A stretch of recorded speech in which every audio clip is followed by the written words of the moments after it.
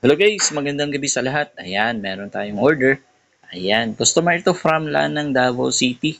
Ayan po, yung order niya po is yung 8,500 the package only. Ayan, so sa 8,500 the package, ito yung makukuha ng customer natin. Okay?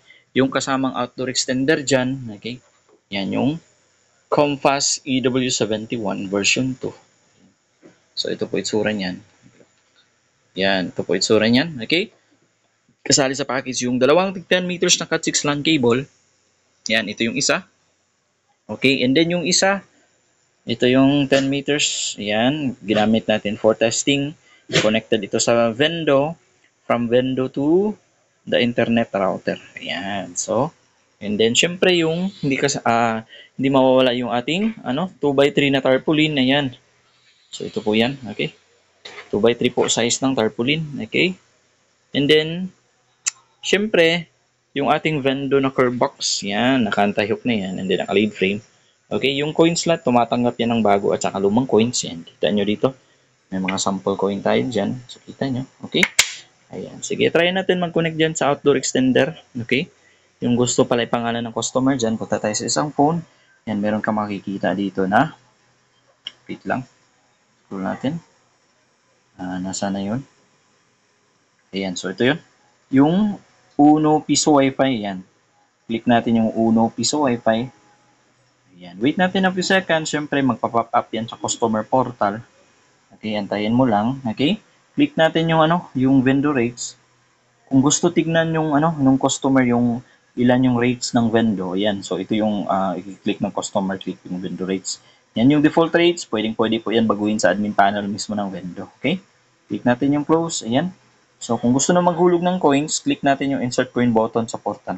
Okay, dapat i-click po. Una yan bago maghulog. Kasi yung mangyayari dyan, kung hindi clinic ng customer, so if maghulog siya, ayan una. So, babalik lang yung coins, kita nyo. Ayan, so, hindi yan tatanggamin ng coin slot. Click natin yung insert coin. Okay, pag lumabas na yung timer, ayan. Click ko yung, hulog ako ng 20 peso coin. Yung lumang 10 peso coin. Yung bagong 10 peso coin. Bagong 5 peso coin na circle. Bagong 5 peso coin na doon. Yung lumang 5 peso coin. And then last one is yung dalawang bago at saka lumang 1 peso coin. So dapat 57 yan yung makikita sa portal. Ayan, hulog natin. Ayan. So kita nyo, 57, tama yung pagbasa ng coin slot. Click natin yung done kapag wala na yung hulog ng coins. Ayan. So mostly mag-i-exit yan yung portal. And then may magpa-pop up sa taas, meaning connected ka na yan sa Vendo. Okay? Sige, try natin mag-play ng video. Punta tayo sa PureTuber. Yan, play tayo ng video para makita ng customer at makita nyo rin na gumagana yung Vendo natin. Okay? Natin yan. So, hanap tayo ng video. Okay, try natin play ito. Ayan. Wait natin a few seconds. Kita nyo sa taas, connected tayo sa Uno Piso Wi-Fi. Okay? Ayan. So, kapag matagal siya nag-load, meaning mahina yung internet connection natin. Okay? Pause ko lang muna. Okay? Kasi disclaimer, yung Vendo, nagdidepende lang po talaga yun sa internet connection. Kapag mahina yung internet connection nyo, syempre yung Vendo mahina rin. Kapag malakas yung internet connection nyo, syempre yung Vendo malakas rin. Okay? Ayan, sige. Playin natin ulit. Resume natin. Ayan.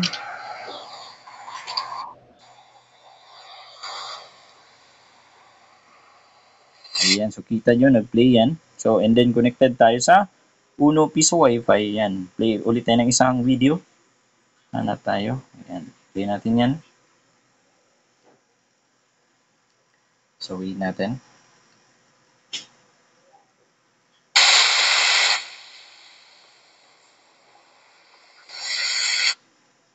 Ayan. So, nag-load siya. Meaning, mahina yung internet connection ko. Okay. Ayan. So, nag-play ulit siya. Ayan. So, kita nyo. Nag-play yung video and then connected tayo sa Uno Piso Wi-Fi. Meaning, gumagana po yung Vendo. Okay. Ayan. So, again po, customer ito from Lanang, Davao City. Yung order niya po is yung 8,500 na package. Ayan, ready na po ito for delivery and set up bukas. Ayan, so kung gusto niyo po pala mag-inquire regarding sa mga packages natin, feel free to contact po. Ayan.